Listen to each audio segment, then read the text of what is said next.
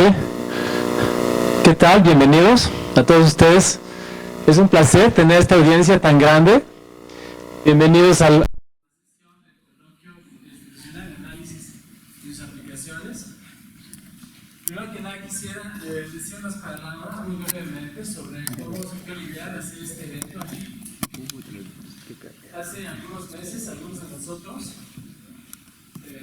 en particular Rafael del Río, Luis Silva, Ramón Plaza y yo, estábamos platicando sobre una inquietud que teníamos, que el IIMAS no es sede del Congreso Nacional de la Sociedad Matemática Mexicana, y queríamos hacer algo al respecto para que el IIMAS tuviera presencia, debido a que el IIMAS es una institución emblemática dentro de la matemática del país. Entonces decidimos acercarnos al director del IIMAS, al doctor Héctor Benítez, para expresarle nuestra preocupación. Entonces el director decidió apoyarnos y él mismo recomendó que hiciéramos una sesión del Coloquio Interinstitucional de Análisis y sus aplicaciones, porque habíamos tenido una gran audiencia y mucho éxito anteriormente, y por esa razón él pensó que era una buena idea hacer una conmemoración del segundo año del coloquio. También nos ofreció financiar a 3 invitados de alto renombre internacional que están aquí, que por supuesto no entienden lo que estoy diciendo, pero bueno, va a ser la plática en inglés. Bueno, entonces nos ofreció financiar a 3 personas de alto renombre internacional que van a dar las pláticas los siguientes días, el día de hoy y el mañana y pasado, a la misma hora. Este coloquio, este evento que estamos organizando aquí en el IIMAS, se debe, ¿sabes? Fue posible gracias al soporte y a la ayuda del director del IIMAS, y por esta razón nosotros pensamos que lo más apropiado es que él sea el que abra formalmente esta sesión. Entonces, por favor, si nos puede hacer el favor el doctor Héctor Benítez, director del IIMAS, nos puede dar las palabras. Gracias, Miguel. Gracias. Buenos días a todos. Muchas gracias, Miguel, por la introducción. Creo yo, y lo he platicado con todos los colegas, que lo más importante es generar espacios para desarrollar las ideas, para trabajarlas, para convivir, para comunicarnos sencillamente, y para al final de cuentas tener un buen momento, pasar un buen momento entre colegas, y sobre todo discutiendo cosas interesantes, cosas de alto nivel, pero que nos llenen y que nos hagan sabrosa la mañana, sabrosa la tarde, no sé, en fin, pero que sea un trabajo de mucha valía para todos nosotros. La idea del coloquio interinstitucional tiene ya varios años, muchos de ustedes han participado ya en él, al menos un par de años, creo, y es algo, a mí cuando me lo presentaron, Miguel Ballesteros, el doctor Ballesteros me lo platicó en su momento, se me hizo una muy buena idea, que era hacer algo entre las distintas entidades que desarrollan o que estudian en la matemática, y que darle sentido como un sentido unamita, más allá de un sentido de una u otra entidad, sino un sentido unamita.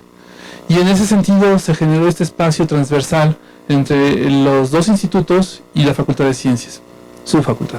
Entonces en este grupo de entidades, pues se buscó generar el espacio que nos permitiera platicar, estudiar y trabajar y cultivar el área de análisis matemáticos.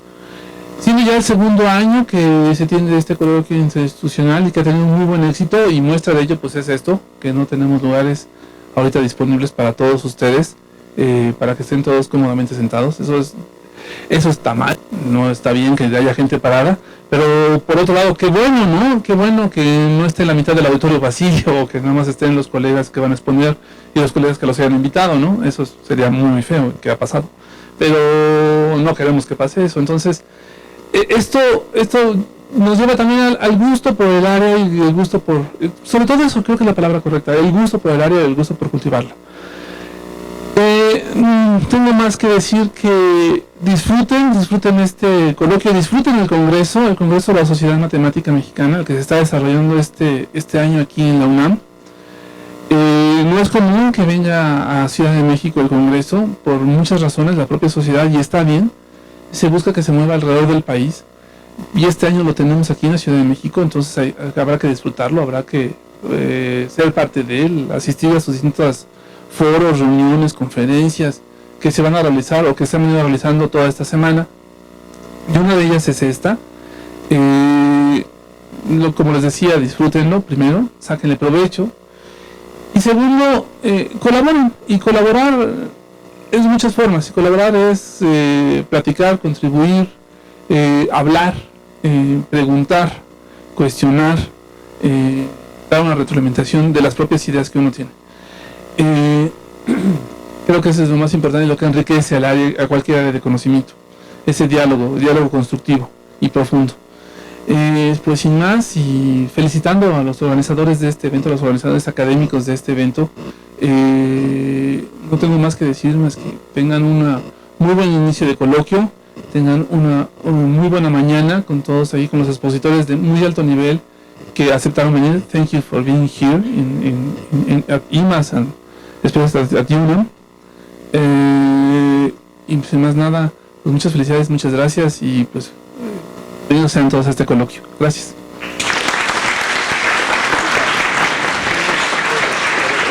Ahora, Miguel.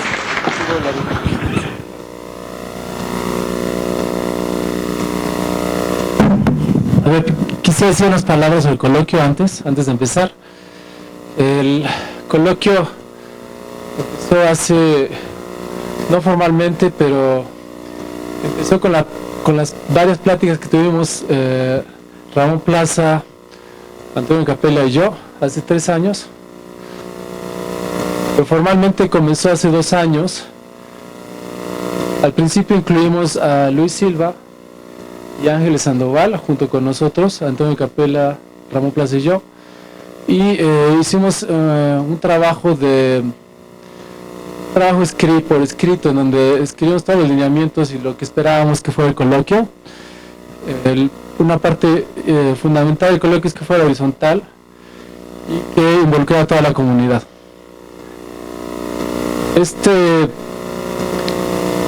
Luis Silva y Sandoval fueron elementos claves durante todo el proceso de estos 2 años del coloquio, y más recientemente ayudaron enormemente Lucero de Teresa y Manuel Domínguez.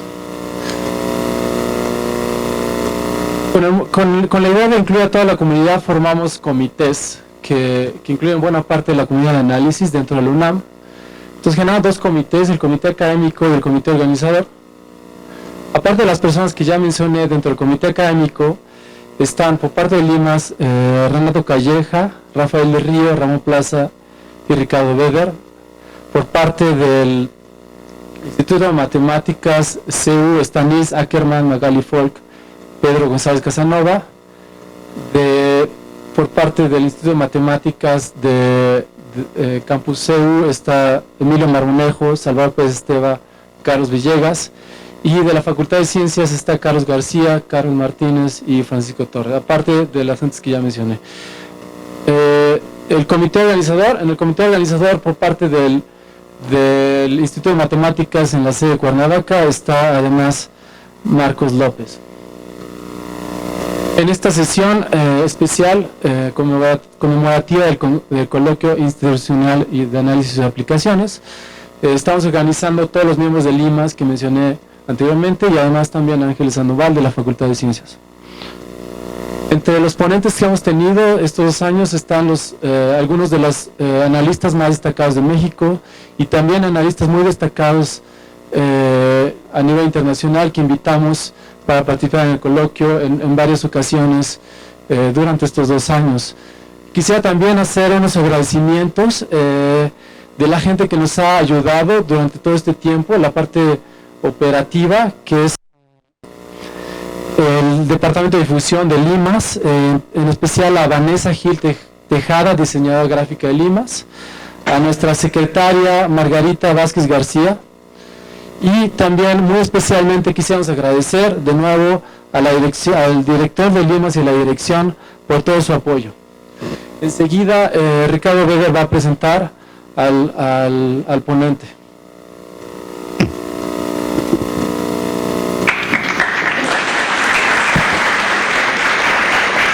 Well, thank you, and I guess we switch to English because now somehow the mathematics begins.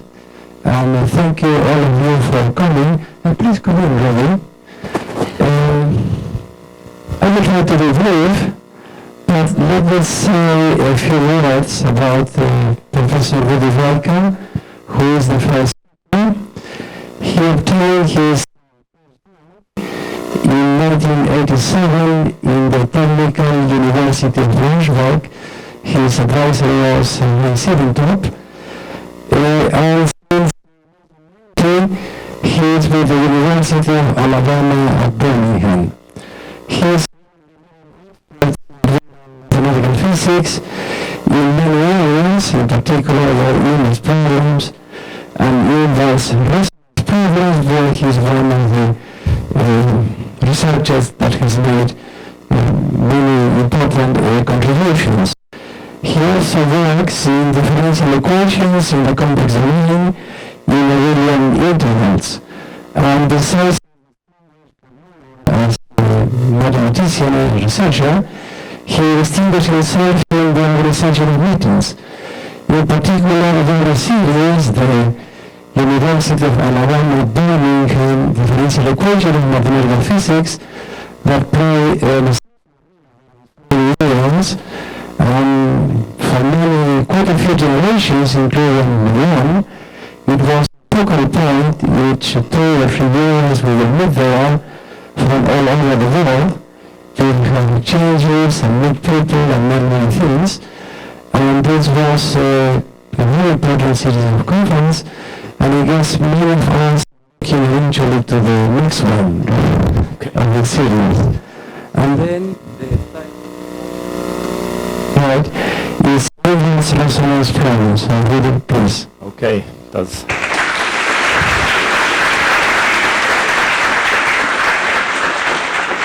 this work? Mic? Okay. Well, let me begin by thanking the Institute and Ricardo Veda for the invitation to this event. It's a great pleasure for me to be in Mexico, or Mexico, how the way you say it. It's my first time, so I'm very thrilled. This is the only Spanish which will appear, unfortunately. Okay, the title of my talk is on the inverse resonance problem. And I will begin with giving the dues to my collaborators. So I have worked on various things which I will present today with Krista Benevitz in Lund in Sweden, my student Matthew Bledsoe, Malcolm Brown at the University of Cardiff in Great Britain, my colleague Ian Knowles, he is another colleague of mine, Roman Stirenberg, and in addition Marco Marletta, also at Cardiff, and Sergei Nabokov in St. Petersburg.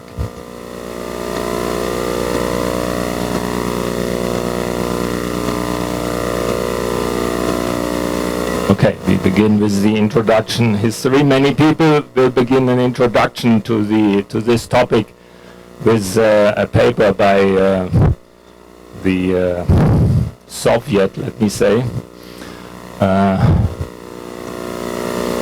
astrophysicist maybe, Ambarzumian, and he wrote in 19...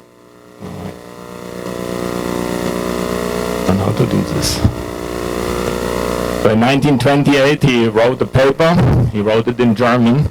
I have translated this part here, and it reads, if indeed the spectrum of eigenvalues defined the differential equation completely, then it would be possible, for instance, to determine practically the structure of a system of atoms from the spectrum, i.e. to solve the problem which is, so to speak, reciprocal to Schrödinger's problem.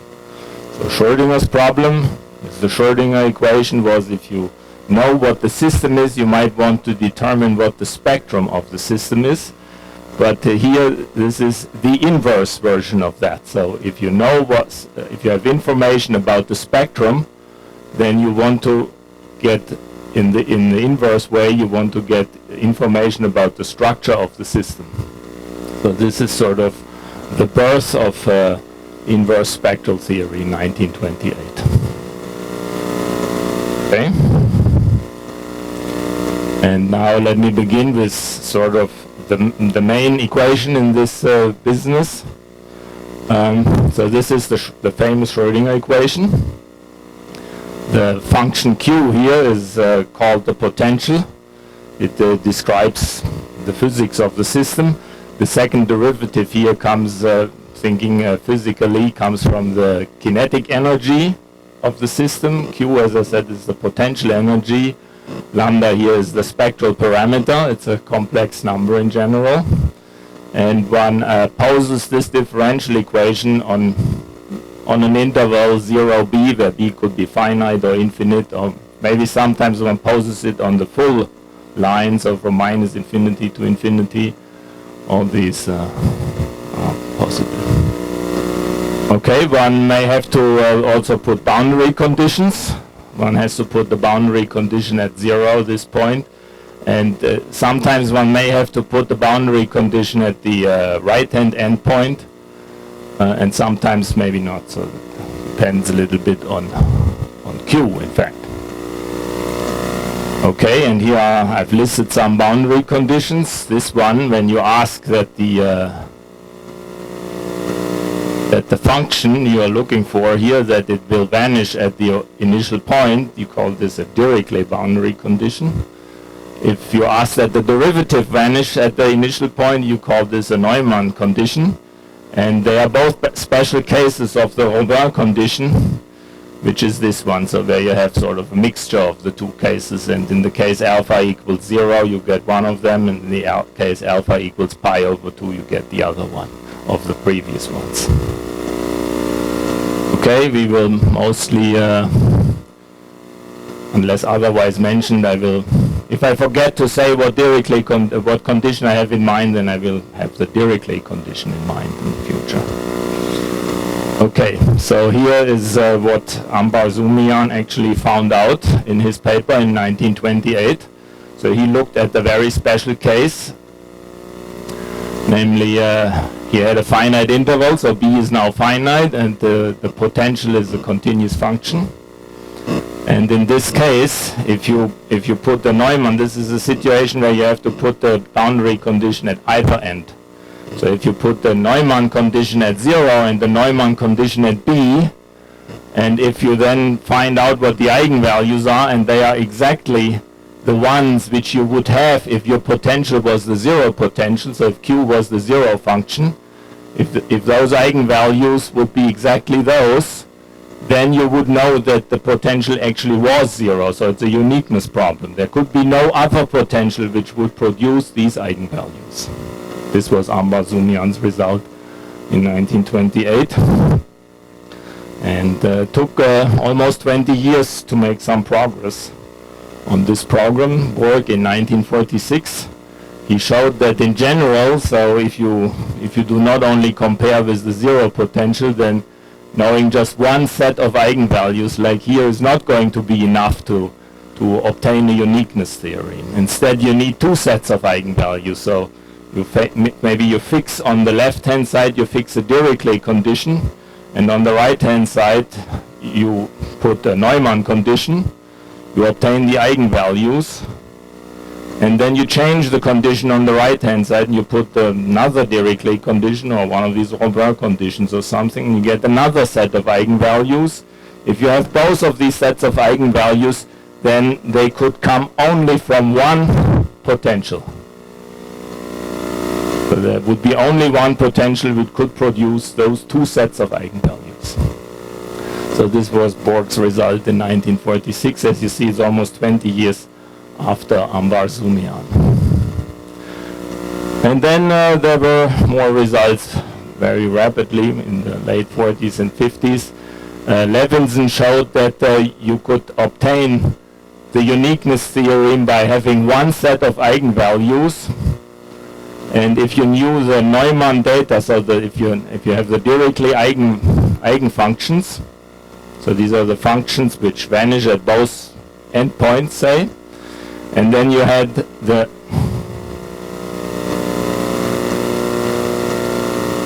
and if you then had the Neumann data of these eigenfunctions, Neumann data means you now know what the derivatives, so the values of the eigenfunctions are 0 at both endpoints if you put Dirichlet, and if you now know what the derivatives are, they cannot also be 0, but if you know what their values are, then this replaces the second spectrum. So you can get it from one spectrum, but you need not only the eigenvalues, you need additional information. So this was Levinson's, and Marchenko was a similar result. In his case, he didn't use the Neumann data of the eigenfunctions, but the norming constant. So if you have the eigenfunction and you know what norm it has, then you could also recover, or you would have a uniqueness theorem for the potential. Okay. So this was, all these things happened on a finite interval, and now people were interested in generalizing this, and we now allow for B to be infinity. Maybe Q doesn't have to be continuous as Ambar-Zumian was assuming, so locally integrable will do. And there are now special solutions for the differential equation. They are called the Weil-Titchmarsh solutions. And the solution C here is the solution of the Schrödinger equation, which has specified initial conditions. C of 0 is equal to 1, and its derivative is equal to 0, and the function S here is another solution where the initial conditions are just the reverse. So the function is 0, and the derivative is 1. Of course, solutions to the initial value problems are uniquely determined. So these C and S, they are uniquely determined. And if you now have either the right boundary condition, maybe you don't need a boundary condition. So you will ask, or you would always know that a solution exists which is square integrable. And if there is only up to multiples only one such solution, then you choose this coefficient here, so that this is the solution which is square integrable. And if you need a boundary condition at infinity, then you would put that boundary condition and you would ask M to be that coefficient such that this function satisfies the boundary condition on the right, but you do not care what happens on the left. So these are, and that makes this M here, for every lambda, at least for every non-real lambda, this M here is uniquely defined by that. And this M is the Weil-Titchmarsh function. So these are the Weil-Titchmarsh solutions, and M is the Weil-Titchmarsh function. Okay? And they have the Herglotz-Nevanlina property, so that is very important. This is a piece of complex analysis, and the Herglotz-Nevanlina property says that the function M is analytic in both the upper and the lower half plane. It may not be analytic along the real axis, but in both the upper and the lower half plane it is analytic. And in the upper half plane the imaginary part of the function is positive, and in the lower half plane the imaginary part of the function is negative. And such functions are called Herglotz-Nevanlina functions. And they have this interesting property. So every Herglotz-Nevanlina function can be written in this form. There's a constant A, a positive constant A, a real constant B, and a positive measure rho, such that the function is given by this integral representation. And conversely, every such thing here is going to be a Herglotz-Nevanlina function. So this, and now what we are after here is this function rho, or measure rho. It is called the spectral measure. It is uniquely determined by M, and of course it also determines M uniquely. So these are two different things which contain the same information. This is the spectral measure. And what is now the important thing about this Weil-Titchmarsh function? It determines the eigenvalues and the continuous spectrum. Namely, there are those points where the function m ceases to be analytic. Remember, the function m is analytic in both the upper and the lower half plane. It could be analytic at certain parts of the real line also, but it must not be. It may not be. And those points where it's not analytic, if it's an isolated point, that would be an eigenvalue. And if it's an interval or something, then you would have continuous spectrum at that places. So m determines the spectrum of the situation. Okay, and now comes the Gelfand-Levitan theorem, which generalizes all the ones we had before, and it says the spectral function, this function rho, determines the potential uniquely. Okay, now we come, this was the inverse spectral theory, now we come to inverse scattering theory. I shouldn't say anything about this here because Ricardo, he's much more knowledgeable about these things, so I'm liable to make a fool of myself here. Alright, so scattering is a perturbative process. That means one compares solutions of two different potentials. One thinks of knowing this one very well, we will deal with Q not equal 0, which we know very well. We know what the solutions are. In this case, we learn in our first differential equations course how to solve the equation in this situation and so forth. And one tries to compare Q and Q naught, so they should be close in some sense. Okay, and when you look at the Q naught equals 0, then you know that the solutions are these. Remember, the equation is then minus the second derivative equals lambda times y. Lambda we write as k squared, and then the solutions are, of course, exponential functions. And in order to make it, I mean, you could choose k in two ways here, of course. We choose so that the imaginary part of k is non-negative. Okay, and we need a scattering condition in order to make this comparison. So this is what it means, these are sufficiently close. Namely, the function q should be integrable and its first moment should also be integrable. This is called the scattering condition. And this scattering condition guarantees finitely many eigenvalues. They're all negative. And it guarantees the essential spectrum, continuous spectrum from 0 to infinity. Okay. And then we have the Jost solutions. So these are now the solutions for the potential Q, these are the solutions for Q naught, and these ones are the solutions for Q, and they are now closely related to the original ones here. So the Jost solutions are given by this integral representation. We have this integral kernel K here. It's going to play a large role later on if I get there. Is there a clock in this room? Okay. So, and here we have some interesting properties about the Jost solution. If you fix x and treat it as a function of k, then it is an analytic function in both in the upper half plane. We only consider the upper half plane of k, and it is continuous in the closed upper half plane. But it may not be analytic on the real line, but it is continuous on the real line, up to the real line. And then we have the Jost function.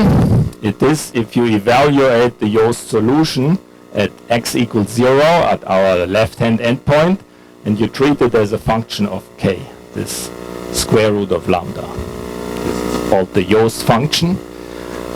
And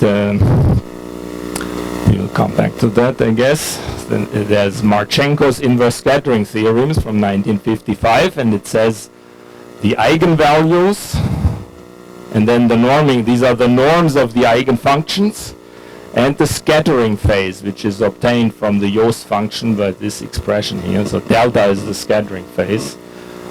So the Jost function tells you what the scattering phase is.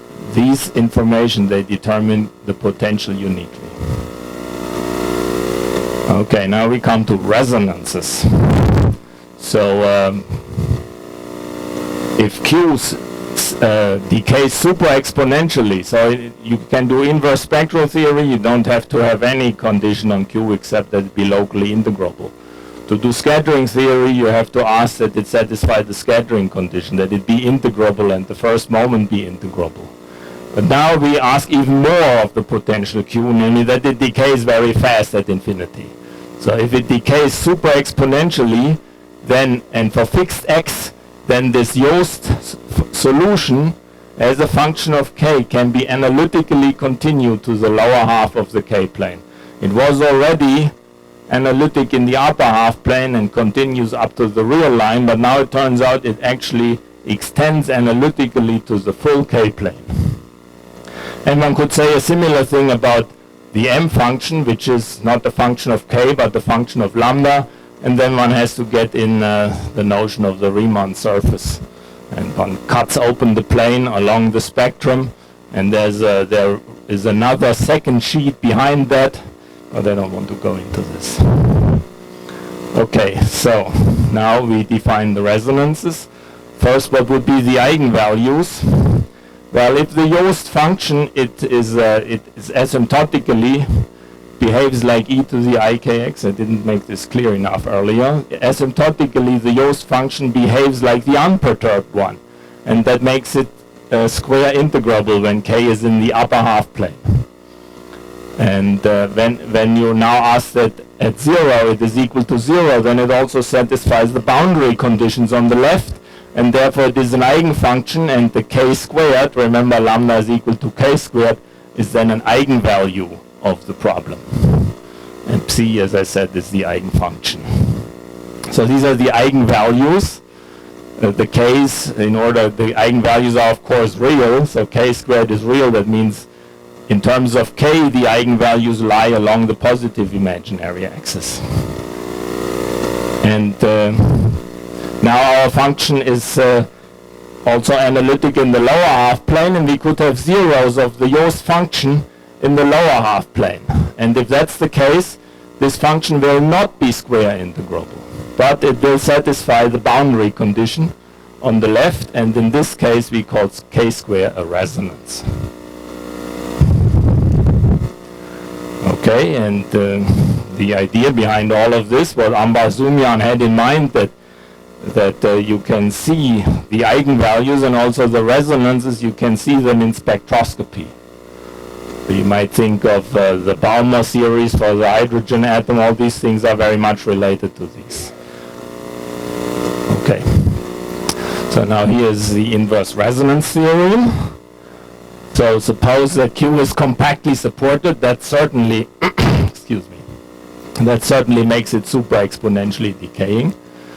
And then if this is the case, then if you know the location of all the eigenvalues and the resonances, then Q is uniquely determined. So here in this case we will not have the need to know any of the norming constants or any of this thing.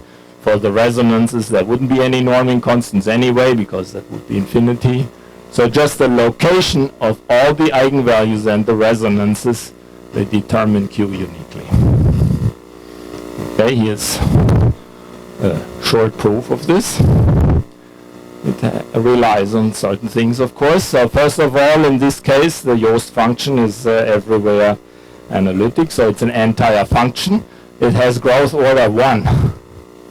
As a function of k, it has growth order 1, and there is a famous theorem by Hadamard which tells you if you know all its zeros, then you know the function to a certain extent. So let's see what Hadamard's theorem says. So if you know an entire function of growth order 1, and you know, if you know all the zeros of an entire function of growth order 1 and their multiplicities, then you know the function up to a factor e to the ak plus b. This is due to the growth order being 1. So, and now, because we know that regardless what Q is, the behavior of the Yost the Yost function along the positive imaginary axis, the asymptotic behavior is equal to 1. So it allows you to determine what, if you change A or B from what they should be, then you will not get this behavior anymore. So this here will determine what A and B is, and then we know all the zeros. So what we have now obtained from those zeros is we know what this function psi is as a function of k. And then Marchenko's inverse scattering theorem says, okay, then we have everything, because we know the location of the eigenvalues. Those are the roots of psi in the upper half plane. Square them. We know the norming constants. They can be computed from the Yost functions by this. The dot here means the derivative with respect to k. And the scattering phase I was mentioning earlier is this one. So the function psi determines all this thing, and then Marchenko's inverse scattering theorem tells you you know everything. All right, this seemed to go unnoticed somehow. Maybe people weren't too interested in the resonances at the time. It went unnoticed for 40 years. Korotyaev wrote a paper in 2000 about this. Then Swirsky said, well, I had made this, I've seen this earlier in 1988, but he didn't want to publish it at the time. Okay. Now I'll be looking at the asymptotic distribution of the resonances. So the uniqueness theorem requires the knowledge of all the eigenvalues and the resonances. If you know them all, then you have a unique Q, and if you don't know them all, then you have freedom to make choices. So, and now we look at the particular case. Suppose the potential is supported on this compact interval. It is absolutely continuous there. And if it has a jump discontinuity at R, so beyond its 0, and actually does jump down to zero, then you can find out how the resonances are asymptotically. This is a line in the complex, in the lower half of the complex plane. And the resonances will be near that line eventually. So what it tells you is, if you change R by a micron, or if you change the size of Q by an electron volt or something, then this line will be different eventually. And that means the asymptotics of these resonances will be different. And that means, so if you think like a physicist, changing the potential on the last micron or so, it shouldn't make any difference. You wouldn't see that in a laboratory. So the physical quantities, they should not be encoded in these large resonances, which now would have to change all of them. Okay, so this is the case. They produce different asymptotics. This leads us to the claim, or that large resonances are physically insignificant. So they are not too important when you try to recover something. So, and we want to state and prove this mathematically. There's a similar issue when you have a compact interval. In this case, there are no resonances. There are only eigenvalues. There's no continuous spectrum. There are only eigenvalues.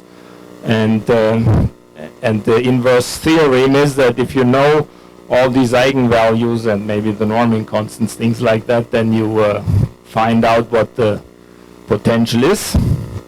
But in practice, it is impossible to know all the eigenvalues. There's a similar thing in computed tomography. The theorem says, by Radon in 1917, that if you know the attenuation coefficient along any ray through a body, then you can find out what is the cause of the attenuation, and you find out where are the bones and where are the other pieces of. But in a computed tomography, you cannot take infinitely many of these pictures, so you can only take finitely many. And the question is, what does finite data, what is it able to tell you? So this question was first posed by Hochstadt in 1973. And, okay, yes.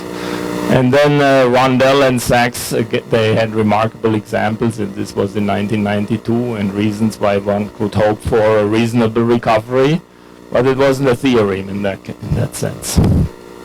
Then other people, so they had some kind of algorithm by which they did this, and other people, here there's an example of something, they had other algorithms, and there's still more approaches, and you could ask yourself, okay, all these people have their algorithms, and in the end they start from finite data, everybody computes something, which one is the right one, or how far away are these answers from each other and from the truth? This is the question. Okay, so, and here are some of the results. I should probably find out what the time is.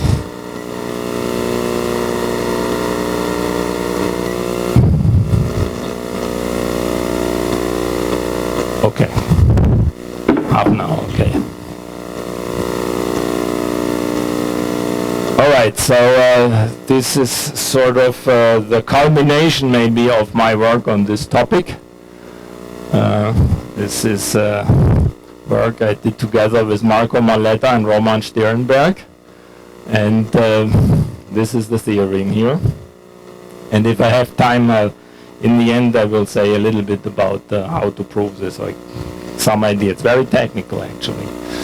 So we have two potentials, Q and Q tilde, and they are supported in the interval 0, 1, and we ask that their 1 norms are bounded by some given constant. We also ask that the P norm of their difference is bounded by some known constant.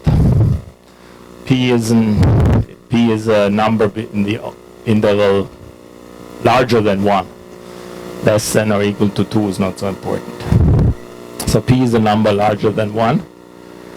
And now imagine a disk, a large disk of radius r, and inside of that disk all the resonances and all the eigenvalues associated with Q, and those associated with Q naught, they coincide.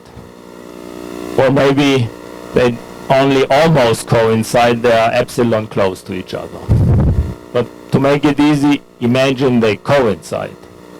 And outside that large disk, remember, large resonances, nobody cares. Outside this large disk, we don't ask anything of these resonances. So only inside the disk of radius r, we ask that the resonances and eigenvalues of Q coincide with those for Q tilde. So if we have this situation, then we get the following result. There's a very weak norm here which we have. So you have for every x, I'm saying this here, okay, it's in the supremum. So for every x, the absolute value of this integral, the difference of these potentials, is going to be controlled by this function here, and this function tends to 0 as r tends to infinity. So yes, if you know all the resonances, then there is uniqueness, right?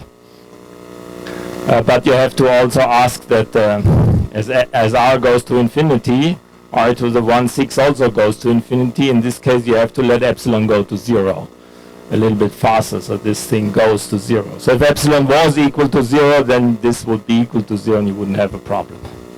So in particular, we would recover the uniqueness theorem from this one. Because if epsilon is equal to 0, and if this then goes to 0, for all x means that this difference has to be 0 almost everywhere. Okay, so this is stability theorem. So if resonances are close, then the potentials themselves, they can behave only this badly, no worse. Okay, and we have other results. Historically, they not there right now. So first of all, 1983, Ria Bushko, he looked at, so remember there were two sets of eigenvalues, one are called lambdas and the others are called mu, and they are sequences, of course, and you take the little L2 norms, and then he showed that if these little L2 norms are bounded by something, then the big L2 norm of the difference, maybe this should be Q tilde here, Q and Q tilde, they would be the same, or they would be bounded by this. there's a result by Joyce McLaughlin, where instead of two spectra, one has one spectrum and the norming constants. And then I had a result with Marco Marletta. So this was in 2005. This was our first result in this area. And so in this case we only have eigenvalues. So we ask now that that the first n eigenvalues of the Dirichlet problem and the Dirichlet-Neumann problem, that they are all maybe coincide of these two, or that they are epsilon close, whichever you want. So if they coincide, let's say, then epsilon is equal to 0. Then again, for all x, the absolute value of this integral is bounded by this function, and the function goes to 0. But you have to make sure that epsilon log n goes to 0 also. So if n goes to infinity, the number of eigenvalues you ask to be the same for the two potentials, then epsilon has to go to 0. If you knew the locations exactly and epsilon would be 0, then of course this is not a problem. So this is a situation for a compact interval.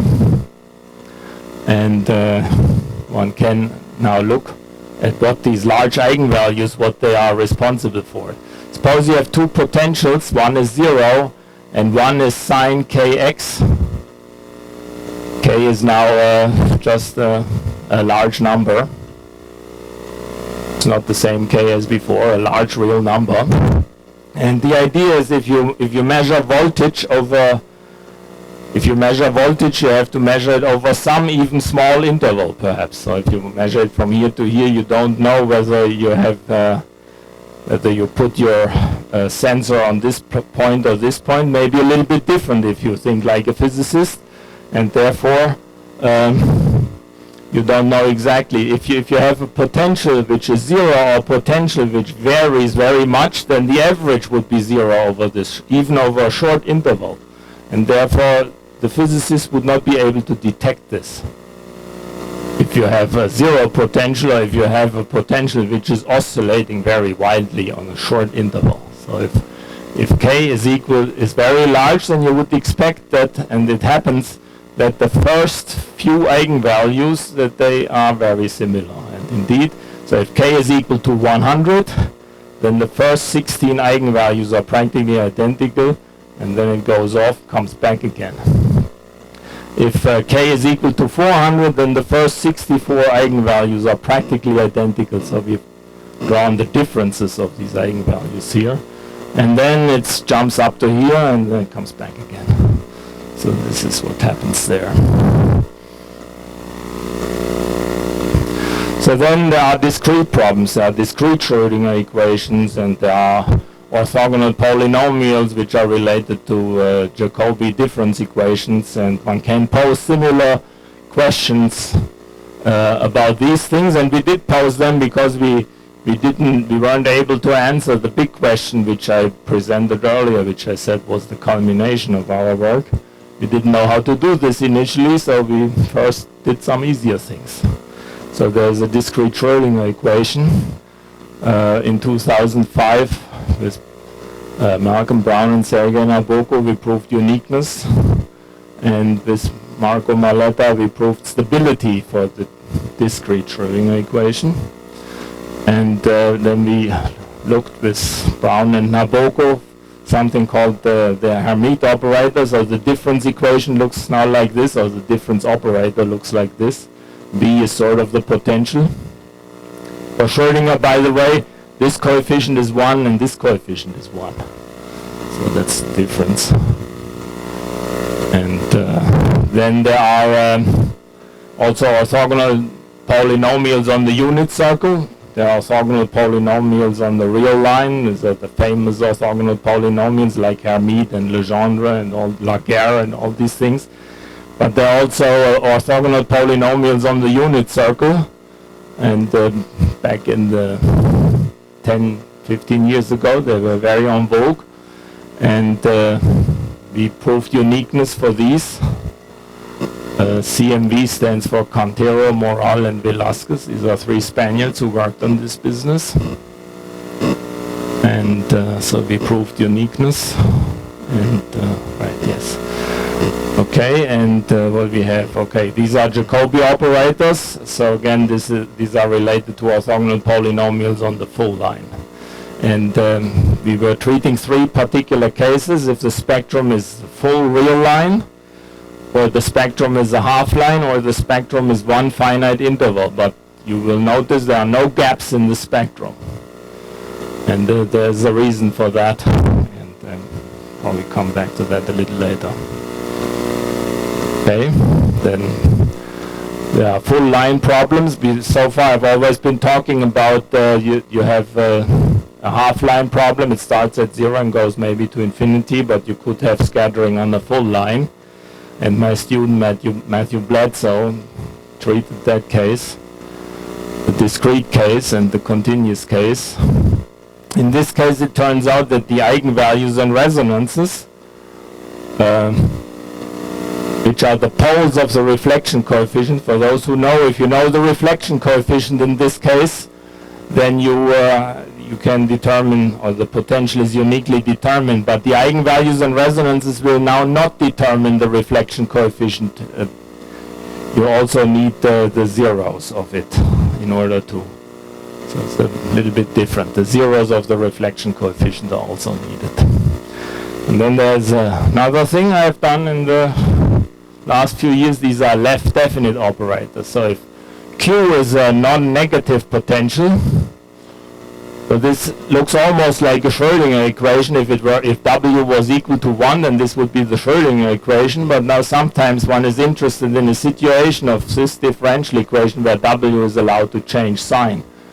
And if W is positive, then you use a weighted L2 space as your Hilbert space to do your spectral theory in. But if W changes sign, then this is not possible anymore. But if instead you have a positive Q, you can use the left-hand side to determine inner product in a Hilbert space. And this is why these operators are called left definite operators. So here's the underlying Hilbert space. So it's all the functions which are absolutely continuous locally, and you ask that their derivative and square root of Q, remember Q is now positive, times the function that they are square integrable. So this turns out to be a Hilbert space. And then you can do a spectral and a scattering theory about these, and we have done that with Benowitz and Brown for the half-line case 2009, for the full-line case in 2012. Okay. So there's an inverse resonance problem for this thing too here. This is scattering and spectral theory. The inverse resonance problem was done, I did that with my student Matt, 2015. Okay, how much time do I have now, Ricardo? 20 minutes, okay.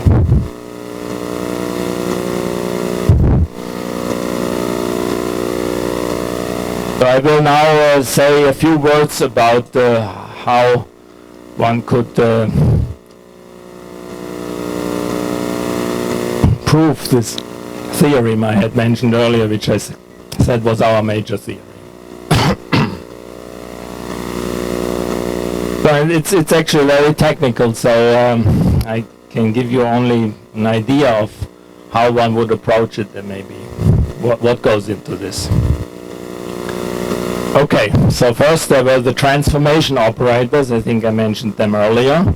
So if you have two potentials, you have two Jost functions. If, for instance, the Q, if it was the zero potential, then this would be e to the izx. Here we would have e to the izt, and then we would have seen this formula previously. So if you compare two general potentials, then you have such a connection between the Jost functions. And this K here is, this is called the transformation operator. This is the kernel of the transformation operator, and it is satisfied by, it satisfies a wave equation. And here's the wave equation, which is satisfied by this potential, by this kernel. Here's the wave operator, and then here you have the right-hand side. And you have boundary conditions, of course, for this PDE. And here are the boundary conditions. You ask that K function the kernel itself, and then the x derivative, the kernel itself is 0, and the x derivative is equal to the t derivative. So I think x goes this way, t goes that way. So that's those are two boundary conditions, and then you have this here. The x derivative plus the t derivative is 1/2 times the difference of the potentials. So the difference of the potentials, you see, this is what we want to determine, or rather the integrals. And one sees here how that comes about, that one is able to get one's hands onto the difference of these potentials. So this is what we need to estimate. So kxx, if you integrate this here, if you differentiate kxx, then you get this. So therefore kxx, the kernel on the diagonal is the integral of this, and this is exactly the quantity which we will be able to to estimate, and that means we need to estimate the kernel on the diagonal. This is the diagonal. No, but our potentials are compactly supported. This is why this happens.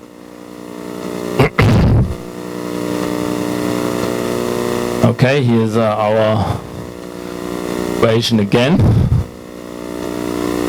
And now one can formulate this with different conditions. So suppose the function k is given on this line, and you know that it is 0 on this line. Yeah, this was a good question by Ricardo. So the world ends here at 1 because the support of the potential is on the interval 0, 1. So that was a good question. So you can determine the k here in this triangle also if you know what it is on this side, and if you know that it is equal to 0 on this side. Okay, and how this is done. You do this by iteration. You start with a k0, and it's, if you know it on the left-hand side of the triangle, if you know the function k there, then you have defined your k0, and now you iterate. So if you know what kn is, where's kn? Here is kn. If you know what kn is, then you can compute kn plus 1 by computing this double integral. So it's a bit nasty maybe. And if you have computed all these kns and you sum them up, then you will get the kernel.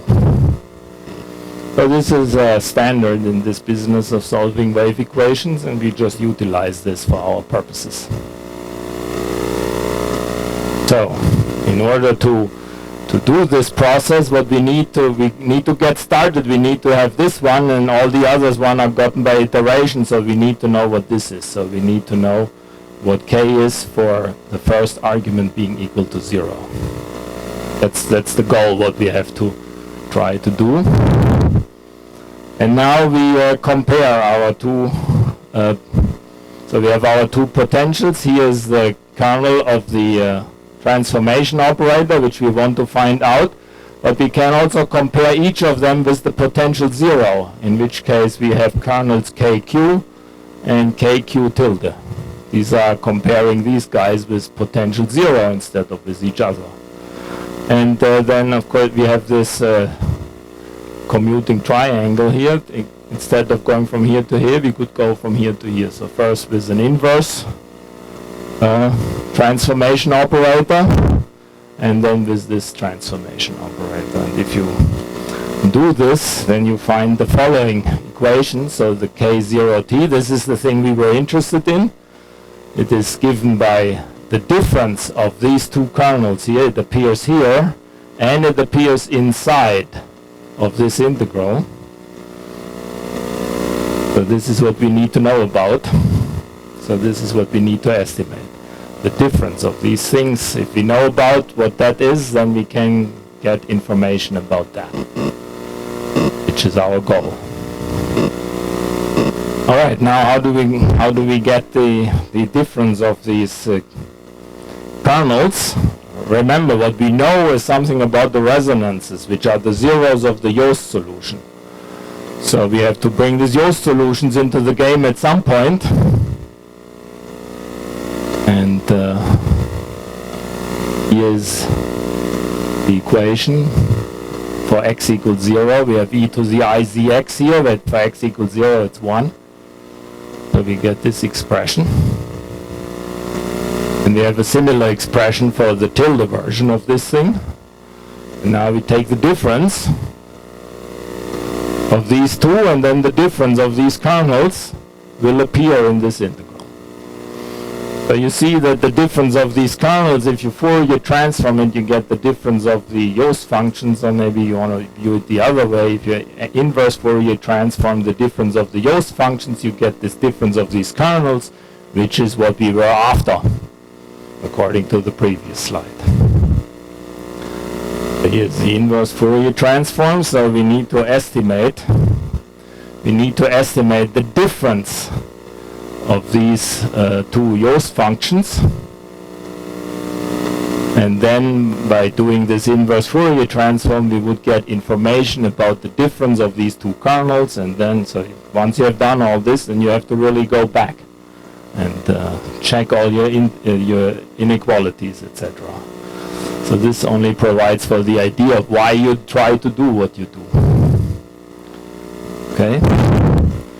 So how does it work? Why do we know anything about Yost functions? This is because of Haramar's factorization theorem. Very beautiful stuff in complex analysis. So if you have an entire function of growth order at most 1, then the function, I mentioned this earlier, I didn't write it out, the zn's are the zeros, repeated according to their multiplicities if need be. You have this extra factor here, which is because you may have growth order 1, you have to have this factor. So this product here is determined if you know what all these zeros are of the function. So if you put z equal to zn, then you get the 0 here in this product, and then the function has a 0.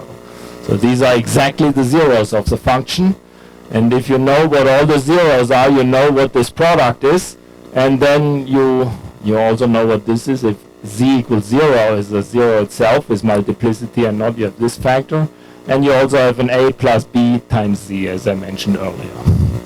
So this is Haramar's factorization theorem. And now suppose that the first n zeros coincide between, you have two such functions, and the first n zeros coincide, you don't care what happens afterwards. So in functions of growth order 1, the number of zeros in the disk of radius r is approximately 2e times the radius. So you have to know such things here, which you know from complex analysis. Now you take the quotient, and then these terms here, these factors, they all cancel out if the zn's are the same for the first ones. And you have, this one will cancel out. You have maybe two different ABs, which is this one, and then you have these pi functions, which are just what remains after you have cancelled the first n of the zeros. Then you have that this stuff here remains. But the advantage now is that these zn's are very big now. And z maybe is not so big, and therefore this is approximately equal to 1, and you can control what this product is. In fact, here we have it. If z is less than r, then the difference of this product here, the 1, is controlled by this quantity. And if you have now that z is less than r to the 1/3, then you have 2/3 here, r to the 2/3 divided by r, you get something which goes to 0 as r goes to infinity. So these products will be practically equal to 1 for large r if z is not too big. Okay, I guess that's what I'm saying here. So this is how the knowledge of the zeros of these Yost functions, these used to be called psi here, these things, how the knowledge of these Yost functions helps us to determine something about the quotient. We were really after the difference of these two functions, but if you know something about the quotient, that's also very helpful. So maybe I should skip those details here, it's becoming very technical. So these are these elementary factors in Hadamard's or Weierstrass theory about factoring entire functions. And you need to know things about the asymptotic behavior, you need to know such inequalities. And that there is potentials, and there were Weierstrass elliptic functions. This is P here. So these are meromorphic functions which have two periods in the complex plane. And if you, so omega is half of one such period, the complex one, let's say, then it turns out if you take this potential here, it is a real analytic continuous function and it's periodic. So we are in the plane, we have maybe one imaginary period, but we go along the parallel to the real line, and then the function is going to be periodic in that direction too.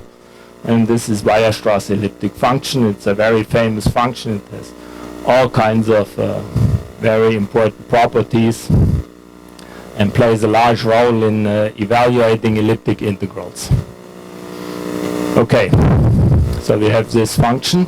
And now the deal about this thing is the spectrum of the associated Schrödinger equation. If you use this as a potential in the Schrödinger equation, then you find something which has a gap. So there will be, the spectrum will consist of two intervals. One is a finite interval, and then there's a gap, and then there's an infinite interval. I mean, interval reaching out to infinity. So we are now not in the situation, as I mentioned earlier, where the spectrum is always one interval. Instead, we have a gap inside the spectrum, and then all our methods fall apart, which we have been using. All our methods have been relying on that the essential spectrum is one interval only.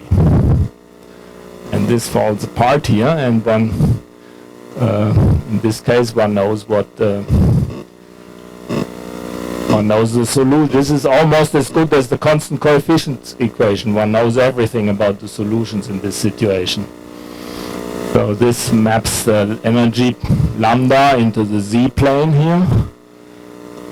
And one could now, so here in this case one knows everything. There will be no eigenvalues and no resonances, and the spectrum are these two intervals, as I said. But now you could look at compactly supported perturbations of this situation, and that would not change the essential spectrum, but it would introduce eigenvalues and resonances. And one could then ask, will small such changes, what will it produce? Will it produce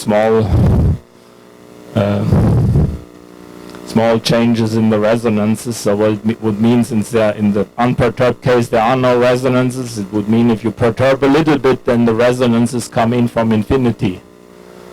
And but this is something I found always very interesting, but I don't know exactly how to go about this to prove this. All right, this is all I have to say. Thank you very much for your attention.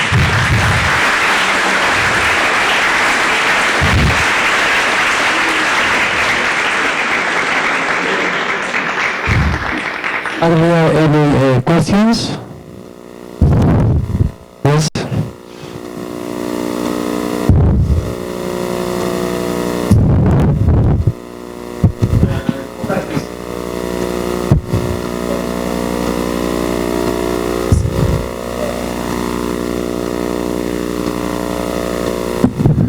So another way to find resonances is with dilation analyticity. So you have potentials that are dilation analytic, and but in the case that you have complex support potential, then they are not dilation analytic. But the super exponential potential, they can be dilation analytic. I suppose if you do it that way, that you uncover, then the resonances appear as eigenvalues of your non-self-adjoint problem, and that would be the same resonances. But the important thing for us is that you can do it all the way, that you can cover. I think in the dilation analytic situation, you sort of go down a certain angle. Yeah. But what we need is we need to have this on the full complex plane, because our main tool is higher mass factorization theory, which is also the reason that in the one gap situation, the solutions are not going to be entire anymore. They are going to be these elliptic functions, and they are not entire. They are only they have very good properties still. But a Hadamard factorization theorem for this situation does not exist. And if you do the dilation analytic, you only uncover a piece of the plane, as far as I recall. Yeah, that's right. But then for super exponential potential, decaying potentials, then you're going to do anything with the methods that you have?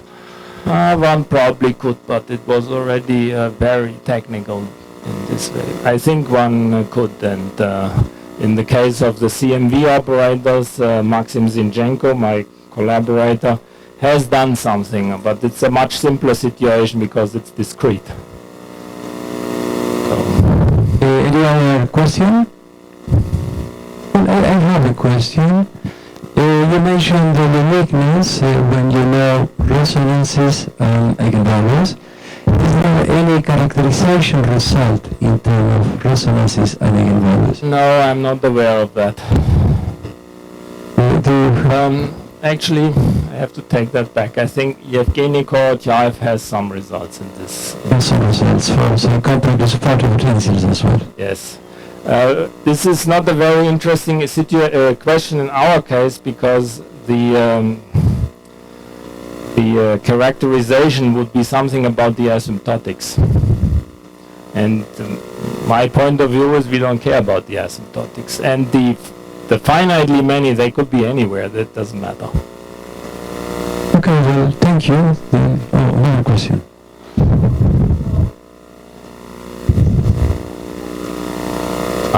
That is a good question. I know a little about this, or maybe nothing. But Tanja Christiansen in Missouri has an example of a potential, I think in 2D, where the potential is not zero and there are no eigenvalues and no resonances. This is very disturbing to me.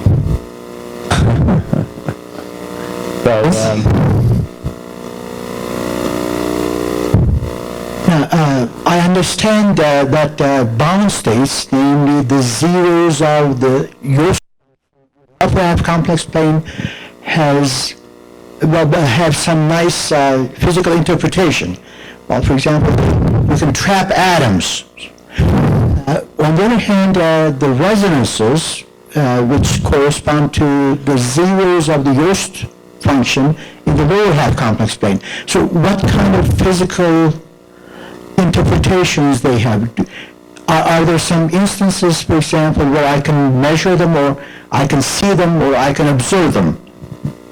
Yes, I think in my youth I used to be a physicist, so I'm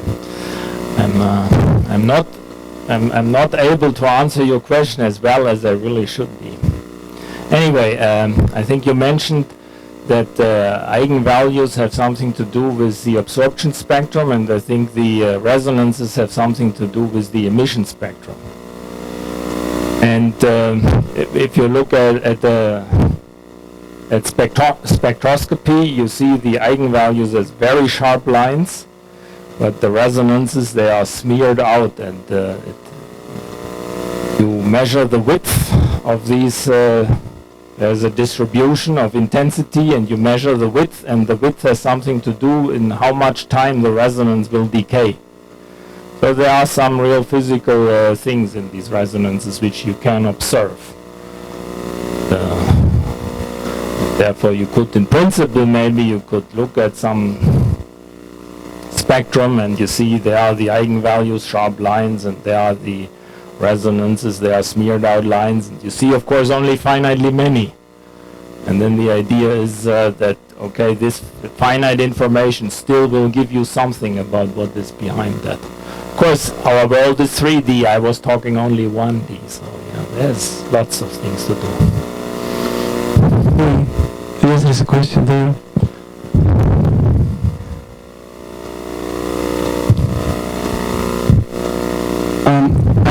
if you could use this type of analysis with the Drake equation for relativistic Schrödinger processes. I have not tried anything like this, but I think it could be done, yes. Thank I mean, I see no, I mean, the Dirac equation is so similar to Schrödinger's equation in many aspects that I think it could be done, but I have not tried. Any other question? Well, then many thanks for these enlightening lectures. Thank you very much.